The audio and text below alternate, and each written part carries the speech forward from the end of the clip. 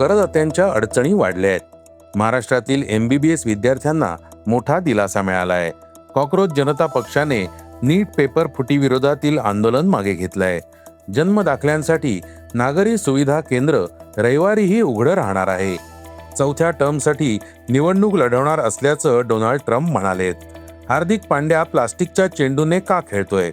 शिक्षण मंत्र्यांच्या राजीनाम्यानंतर प्रकाश राज यांचं वक्तव्य चर्चेत आलंय. या बातम्या आपण आजच्या पॉडकास्टमध्ये ऐकणार आहोत. नमस्कार, मी अनिरुद्ध गद्रे. आज 26 जुलै वार रविवार. तुम्ही ऐकत आहात देशातील number 1 Marathi news website isakal.com podcast. पॉडकास्टची पहिली बातमी आहे ITRची. आयकर विवरणपत्र दाखल करण्याची अंतिम मुदत 31 जुलै आहे. अनेक करदात्यांनी आणि CAंनी आयकर विभागाच्या फायलिंग पोर्टलवरील प्रणालीतील समस्यांबद्दल तक्रार केली आहे.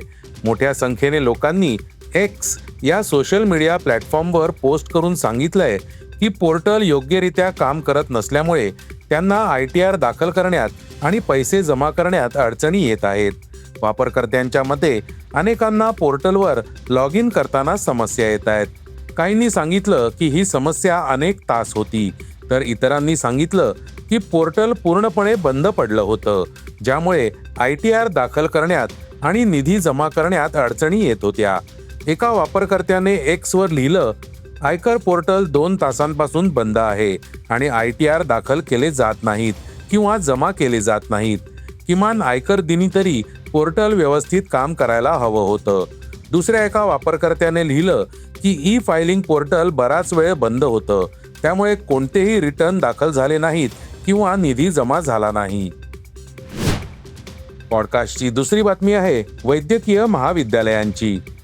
महाराष्ट्र सरकारने राज्यातील वैद्यकीय महाविद्यालयांमधून MBBS पूर्ण करणाऱ्या विद्यार्थ्यांसाठी असलेली 1 वर्षाची सामाजिक जबाबदारी सेवा बॉन्डची अट रद्द केली आहे. MBBS पदवीधरांच्या संख्येच्या तुलनेत सेवा बॉन्डसाठी उपलब्ध जागांची संख्या कमी असल्यामुळे सरकारने हा निर्णय घेतला आहे. आरोग्य विभागाने 23 जुलै रोजी जारी केलेल्या आदेशानुसार आता राज्यातील शासकीय, अनुदानित, महानगरपालिका आणि खासगी वैद्यकीय महाविद्यालयांमधून MBBSचं शिक्षण घेणाऱ्या विद्यार्थ्यांना 1 वर्षाची अनिवार्य सेवा पूर्ण करण्याची आवश्यकता राहणार नाही. आदेश जारी होण्यापूर्वी सेवा बंधपत्रावर पदग्रहण केलेल्या MBBS डॉक्टरांना विहित कालावधी पूर्ण करावा लागेल. सरकारने आदेशात म्हटलंय की राज्यात वैद्यकीय महाविद्यालयांची संख्या वाढत असताना दरवर्षी MBBS पदवी घेऊन उत्तीर्ण होणाऱ्या विद्यार्थ्यांची संख्याही वाढतीये, परंतु शासकीय विभागांमध्ये सेवा बंधपत्रासाठी उपलब्ध जागा मर्यादित आहेत. महाराष्ट्र सरकारने स्पष्ट केलं आहे की 23 जुलै रोजी आदेश जारी होण्यापूर्वी सेवा बंधपत्रांतर्गत वाटप केलेल्या पदांवर रुजू झालेल्या डॉक्टरांना आवश्यक 1 वर्षाची सेवा पूर्ण करावी लागेल. पॉडकास्टची तिसरी बातमी आहे कॉक्रोच जनता पक्षाची. केंद्रीय शिक्षण मंत्री धर्मेंद्र प्रधानांनी राजीनामा दिल्यानंतर कॉक्रोच जनता पक्षाने जंतर मंतर येथील नीट पेपर फुटी विरोधातील आपलं आंदोलन मागे घेतलं. केंद्रीय मंत्री JP नड्डा आणि जितेंद्र सिंह आणि CJP शिष्टमंडळ यांच्यात झालेल्या चर्चेत त्यांच्या मागण्यांवर एकमत झाल्यानंतर हा निर्णय घेण्यात आला. CJPचे प्रवक्ते सौरभ दास म्हणाले की अटींची अंमलबजावणी विहित मुदतीत केली जाईल हे समजल्यानंतर हा निर्णय घेण्यात आला. कॉक्रोच जनता पार्टी जाहीर करते की मान्य केलेल्या अटींची अंमलबजावणी विहित वेळेत केली जाईल या समजुतीने आम्ही सद्भावनेने आंदोलन मागे घेत आहोत.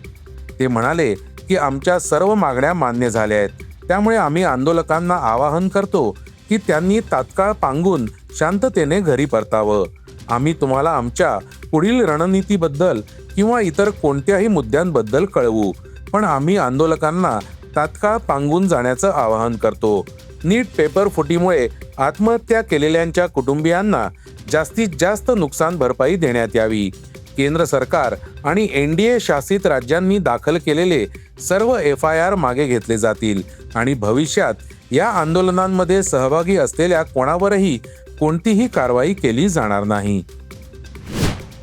पॉडकास्टची चौथी बातमी आहे नागरी सुविधा केंद्राची.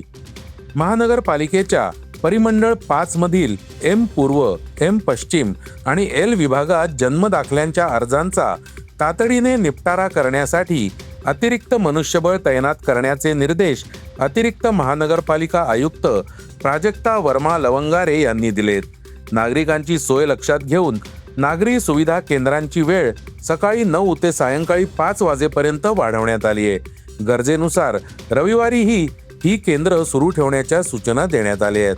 विशेषतः शैक्षणिक प्रवेश, व्हिसा आणि परदेशी शिक्षणासाठी लागणाऱ्या QR कोड आधारित जन्मदाखल्यांच्या अर्जांना प्राधान्य देण्याचे निर्देश त्यांनी दिले. जन्मदाखल्यातील दुरुस्ती आणि नवीन अर्जांच्या प्रक्रियेत पारदर्शकता आणण्यासाठी लवकरच एक विशेष सॉफ्टवेअर व डॅशबोर्ड तयार केले जाणार आहे, ज्याद्वारे ऑनलाईन कागदपत्र अपलोड करता येतील.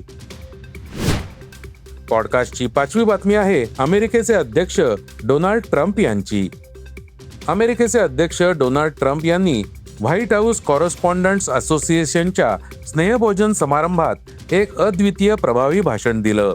जवळपास तासभर चाललेल्या या भाषणात त्यांनी प्रसारमाध्यमं आणि आपल्या राजकीय विरोधकांवर टीका केली. इतकंच नव्हे तर त्यांनी गमतीने अमेरिकेच्या राष्ट्राध्यक्षपदासाठी 4थ्यांदा निवडणूक लढवण्याचा प्रस्तावही मांडला. ते म्हणाले की मी माध्यमांना वाचवण्यासाठी 4थ्यांदा निवडणूक लढवण्याचा माझा इरादा जाहीर करतोय. हे विधान एक विनोद म्हणून केलं होतं, कारण अमेरिकेच्या संविधानानुसार राष्ट्राध्यक्षांच्या कार्यकाळाची कमाल संख्या 2 पुरती मर्यादित आहे. पॉडकास्टची 6वी बातमी आहे क्रीडा क्षेत्रातून.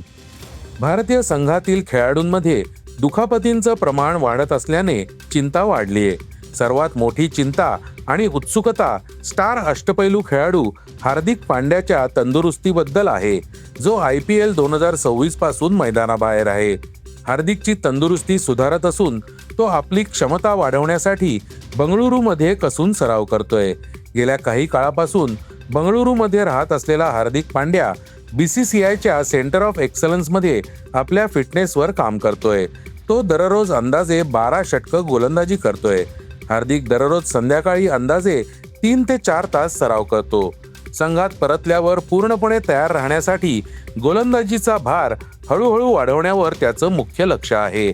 पण हार्दिकच्या सरावातील सर्वात महत्त्वाचा आणि काहीसा आश्चर्यकारक निर्णय म्हणजे प्लास्टिकच्या चेंडूंनी फलंदाजी करणं. हार्दिक फरशीच्या किंवा कॉन्क्रीटच्या जमिनीवर प्लास्टिकच्या चेंडूंनी फलंदाजीचा सराव करतोय.